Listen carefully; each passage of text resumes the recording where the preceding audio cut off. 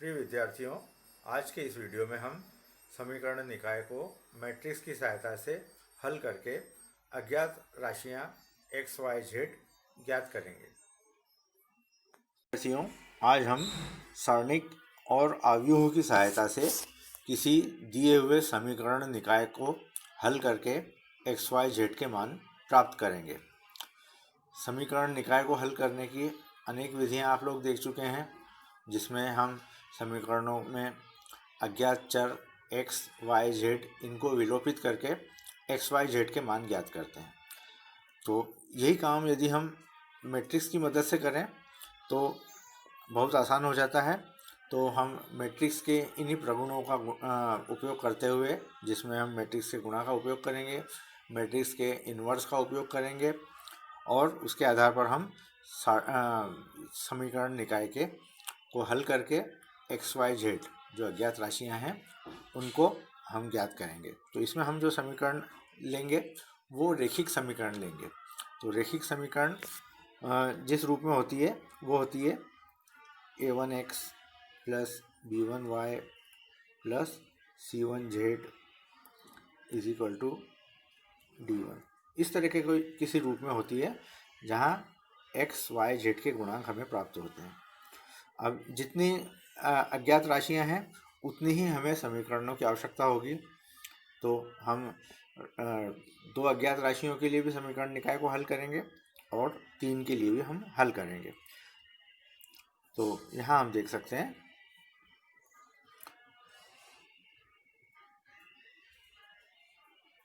सबसे पहले हम आव्यूह के व्युत्क्रम के द्वारा रेखिक समीकरणों के निकाय का हल ज्ञात करेंगे। तो हमें यहाँ पर एक समीकरण निकाय यदि दिया हो, ये आप देख सकते हैं एक समीकरण निकाय है। तो इस समीकरण निकाय को हमने मैट्रिक्स के रूप में लिख लिया। मान लीजिए कि एक मैट्रिक्स हमने ये बना ली और दूसरी मैट्रिक्स हमने ये बना ली।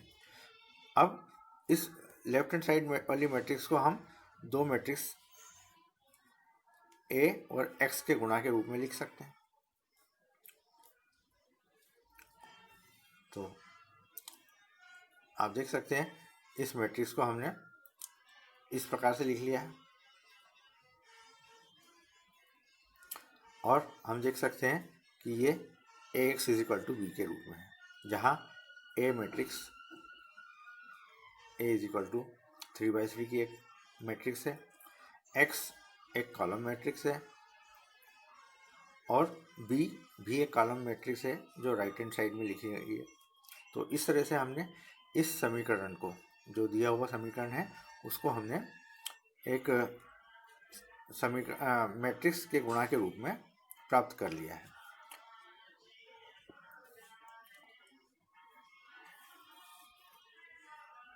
अब यहाँ हम समीकरण देख रहे हैं AX is equal to B। अब यहाँ यदि हम इस समीकरण को हल करके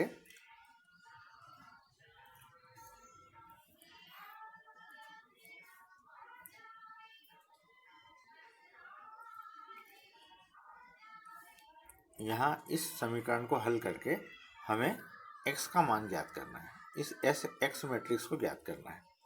तो उस x मैट्रिक्स को ज्ञात करने के लिए हमने इस समीकरण में दोनों पक्षों में A इन्वर्स से गुणा किया। ये A इन्वर्स से हमने यहाँ पे गुणा किया दोनों पक्षों में। फिर अगले स्टेप में A इन्वर्स और A को हमने साथ में लिखा है और राइट हैंड साइड में A इन्वर्स भी हमें प्राप्त हो रहा है। अब A inverse into A identity matrix प्राप्त हो रही है और आइडेंटिटी मैट्रिक्स का x में गुणा करने पर हमें x प्राप्त हो रहा है। तो इस तरह से हमें ये एक समीकरण प्राप्त हो रही है x is equal to A inverse B। तो यदि हम मैट्रिक्स A की मदद से A इनवर्स ज्ञात कर लें और उसके बाद में B में गुणा कर दें तो हम मैट्रिक्स X को प्राप्त कर सकते हैं। अब इसी आधार पर हम प्रश्नों को देखते हैं। अब इसमें शर्त यह है कि determinant of A non zero होना चाहिए। यदि डिटर्मिनेंट ऑफ ए जीरो होगा तो उस स्थिति में समीकरण निकाय असंगत कहलाती है। अर्थात ऐसी स्थिति में हम एक्स वाई जेड के मान ज्ञात नहीं कर पाएंगे और ऐसी स्थिति में कोई हल नहीं होता है। तो सबसे पहले हम चेक करेंगे कि डिटर्मिनेंट ए का मान नॉन जीरो हो, तो ही हम आगे इन्वर्स की प्रक्रिया में बढ़ पाएंगे।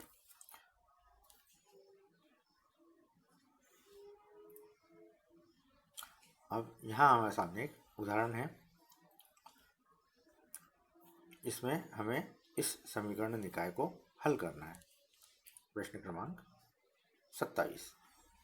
अब इसमें सबसे पहले तो हमने दोनों समीकरणों के गुणांकों को, जो x और y के गुणांक हैं, उनको एक मैट्रिक्स के रूप में लिख लिया। तो ये एक 2x2 की मैट्रिक्स होगी। x कॉलम मैट्रिक्स xy और 1 और 7 को भी हमने कॉलम मैट्रिक्स के रूप में लिख लिया। तो इस तरह से a, x और b हमें ज्ञात है। अब इसके आधार पर इस मैट्रिक्स A के आधार पर हमने डिटर्मिनेंट ऑफ A का मान ज्ञात किया। 2 × 2 माइनस 3 × 5। तो इस तरह से हम देख रहे हैं डिटर्मिनेंट ऑफ A का मान -11 आ रहा है, जो 0 के बराबर नहीं है। इसलिए A व्युत्क्रमणीय अवयव है और इसके व्युत्क्रम का अस्तित्व है। अब हम व्युत्क्रम की ज्ञात करने की जो है प्रक्रिया है, उसके आधार पर हमने A इन्वर्स ज्ञात कर लिया। तो आप देख सकते हैं ये इन्वर्स हमने ज्ञात कर लिया और अगले स्टेप में x बराबर A इन्वर्स इंटू बी इनका गुणा किया। तो यहाँ पे हमने A इन्वर्स का मान रखा है और यहाँ पर B का मान रखा है। अब आप देख सकते हैं कि इसका यदि हम गुणा करेंगे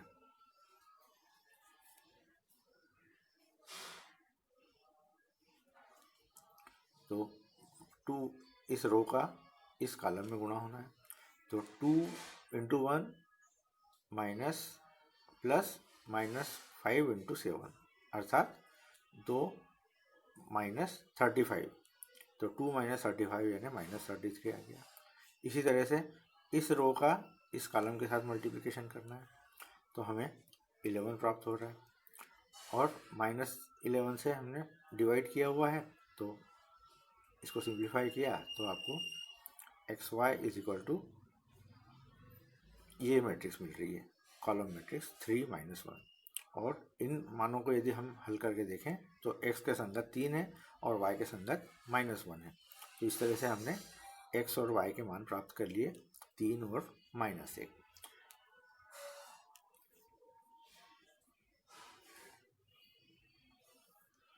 अब इसी ढंग से प्रश्न क्रमांक 28 को देखें हम। इसमें भी एक समीकरण निकाय दिया हुआ है जिसमें 3 समीकरण हैं। तो ठीक इसी ढंग से हमें इसको ax = b के रूप में व्यक्त करना है और इसलिए हमने गुणांकों की एक मैट्रिक्स बना ली जिसको हम a से व्यक्त कर रहे हैं और ये 3/3 की है।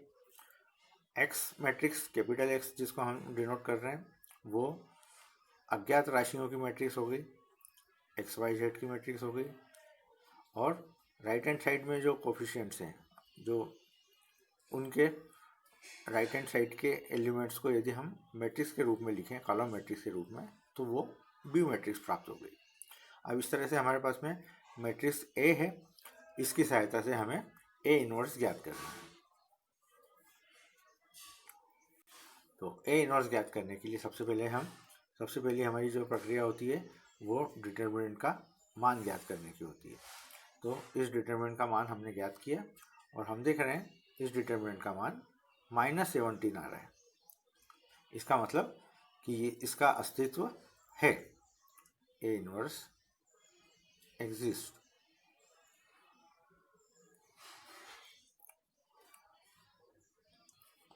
अगले स्टेप में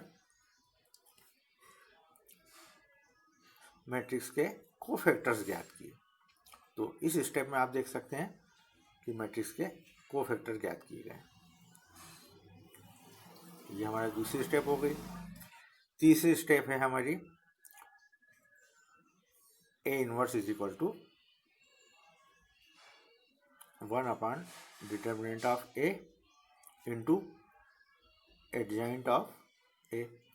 तो ये एडजॉइंट बनाने के लिए इन एलिमेंट्स को 1 1 1 2 1 3 को हमने यहाँ कॉलम में रख दिया, और इसी तरह से सेकंड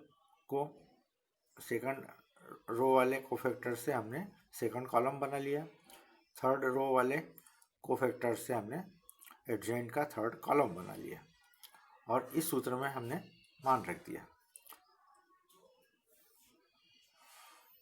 अब हमारे पास A इनवर्स है। अब इस सूत्र का उपयोग करते हुए हमने A इनवर्स का मान रख दिया है और B मैट्रिक्स का मान रख दिया है, और जिस तरह से मैट्रिक्स का गुणा करते हैं उस तरह से हमने गुणा किया। -1 इंटू 8, -5 इंटू 1 और -1 इंटू 4। इनको सॉल्व किया तो ये आपको मिल रहा है -17। इसी तरह से इस रो का इस कॉलम में मल्टीप्लिकेशन किया तो हम देख रहे हैं -34, और थर्ड रो का कॉलम में मल्टीप्लिकेशन किया तो -51, और ये डिवाइडेड बाय -17 है। इनको सिंप्लीफाई करने पे हमें प्राप्त हो रहा है -17 divided by -17 that is +1, -34 divided by -17 +2, और -51 डिवाइडेड बाय -17 +3। तो इस तरह से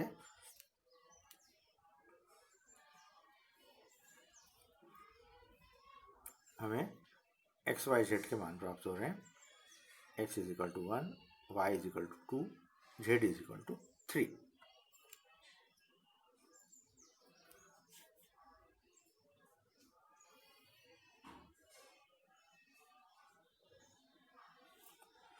उदाहरण 29 देखें हम।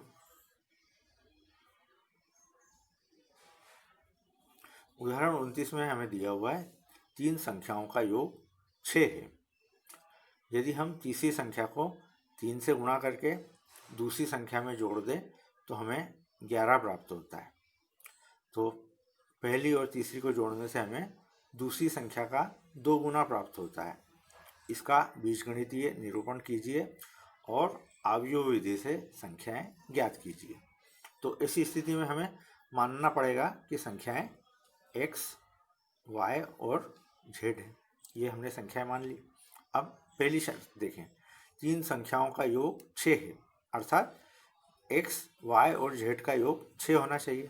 तो पहली समीकरण बनेगी हमारी x plus Y plus Z बराबर 6। फिर दूसरी शर्त देखें हम, यदि हम तीसरी संख्या को 3 से गुणा करके, यानी z को 3 से गुणा करके दूसरी संख्या में जोड़ दें, यानी दूसरी संख्या है हमारी y, और तीसरी संख्या में 3 का गुणा किया हमने, और यानी 3z हो गया, और उसको हमने y में जोड़ा तो हम प्राप्त कर रहे हैं 11। इसी तरह से पहली और तीसरी को जोड़ने पर हमें दूसरी संख्या का 2 गुना प्राप्त होता है। पहली संख्या है x और अंतिम तीसरी संख्या है z, तो x प्लस z हमने किया तो हमें दूसरी संख्या का 2 गुना प्राप्त हो रहा है, यानी 2y प्राप्त हो रहा है। तो इस तरह से हमारे पास में 3 समीकरणें बन गई। तो सबसे पहले तो हमने दिए हुए प्रश्न के आधार पर समीकरणों का निकाय हल प्राप्त किया। अब हमारा उद्देश्य XYZ के मानों को ज्ञात करना है। तो हम सबसे पहले इस दिए हुए समीकरण निकाय को मैट्रिक्स के रूप में बदलेंगे, और उसके बाद में हमारी आगे की प्रक्रिया शुरू होगी। तो हम देख सकते हैं कि हमने ये 3 समीकरणें प्राप्त कर ली है। तो इस तरह से हम इस समीकरण निकाय को AX is equal to BA के रूप में लिख सकते हैं।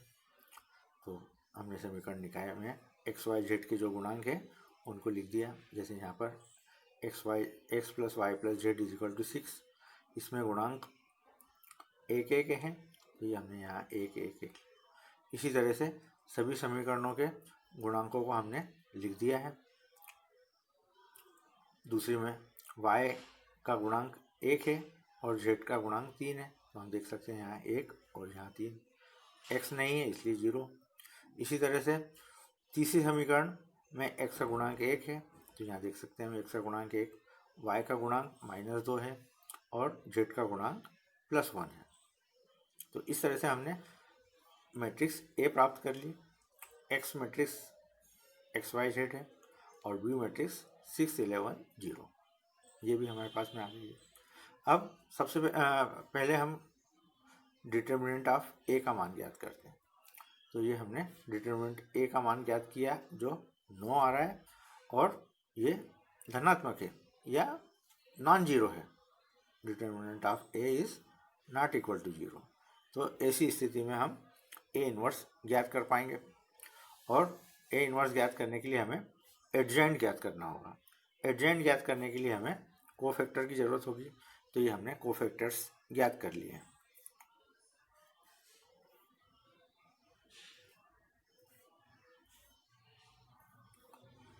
कोफैक्टर्स की मदद से आप देख सकते हैं, इन कोफैक्टर्स की मदद से ये रो के हैं कोफैक्टर्स, इनको हमें कॉलम के रूप में लिखना है, तब जाकर के हम एडजेंट बना पाएंगे। तो ये 7 3 -1 इनको लिख दिया हमने, 7 3 -1 कॉलम के रूप में लिख दिया। ठीक इसी तरह से सेकंड रो के एलिमेंट्स को सेकंड कॉलम के रूप में लिख दिया, थर्ड रो के एलिमेंट्स को थर्ड कॉलम के रूप में लिख दिया और इस तरह से हमने एडजेंट मैट्रिक्स प्राप्त कर लिए इस स्टेप में। अब हमारे पास में सूत्र है A inverse is equal to adjoint of A divided by determinant of A। तो इसमें हमने डिटर्मिनेंट ऑफ A का भी मान रख दिया है और एडजेंट ऑफ A मैट्रिक्स का मान रख दिया है। फिर अगले स्टेप में हम आएंगे, हमें मान ज्ञात करना है x का, तो x is equal to A inverse B। तो इसमें हमने A इनवर्स का मान रखा और B का मान रखा।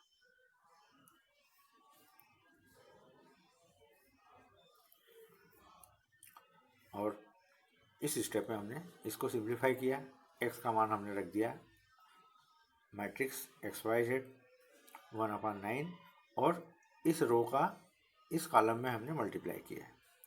तो देख सकते हैं हम 7 × 6 42 -3 × 11 -33 2 × 0 इट इज़ 0। ठीक इसी तरह से सेकंड रो का कॉलम में मल्टीप्लाई किया और थर्ड रो का कॉलम में मल्टीप्लाई किया, आपको मिल रहा है 1/9 और 9 18 27। फिर 1/9 से हमने अंदर मल्टीप्लाई किया तो हर एलिमेंट हो जाएगा 1 2 3 और इस प्रकार हमें प्राप्त हो रहा है x का मान 1, y का मान 2 और z का मान 3। तो इसी ढंग से सारे सवाल आप लोग प्रश्नावली 4.6 के कर पाएंगे। ये प्रश्नावली 4.6 और इसके सवाल सारे एक ही विधि से हैं, जिसमें हमें A इनवर्स ज्ञात करके और AX is equal to B इस सूत्र में रखना है और x का मान A इनवर्स इंटू B के रूप में ज्ञात करना है। तो सभी सवाल सरल हैं, तो आप लोग इनको करेंगे तो बहुत आसानी से सवाल और पूरी प्रश्नावली हल हो जाएगी। तो आज के इस वीडियो लेक्चर के लिए इतना ही। तो ये सारे प्रश्न आप लोगों के होमवर्क के लिए हैं, इनका होमवर्क आप पूरा कर लें, तब हम आगे की प्रश्नावली की तरफ बढ़ेंगे। धन्यवाद।